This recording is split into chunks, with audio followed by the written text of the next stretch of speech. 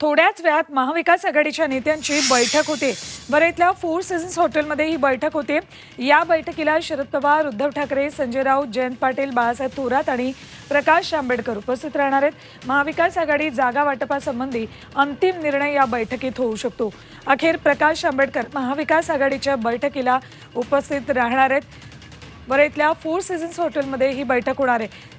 आमचे प्रतिनिधी सागर कुलकर्णी आपल्या सोबत आहेत। सागर, अखेर महाविकास आघाडीच्या नेत्यांची बैठक होते आणि प्रकाश आंबेडकर ही बैठकीला उपस्थित राहणार असल्याचं कळतंय।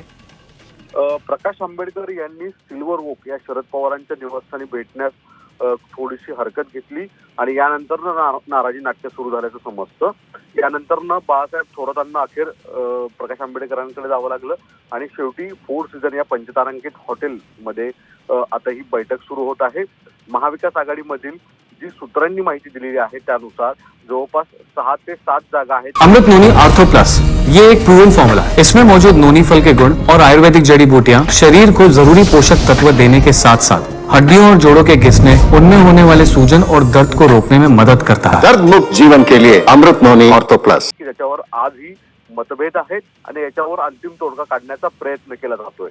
प्रकाश आंबेडकरांना 2 ते 3 जागा देण्याची ऑफर महाविकास आघाडीच्या काही नेत्यांनी दिलेली आहे।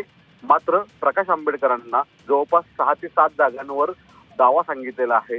यामुळे आत्ताच्या बैठकीमध्ये यावर नेमका तोडगा काय निघतोय, प्रकाश आंबेडकर त्यांची भूमिकेवरून 2 पावलं मागे जात महाविकास आघाडीमध्ये समावेश होत आहेत का, याकडे सुद्धा आता सगळ्यांचं लक्ष आहे।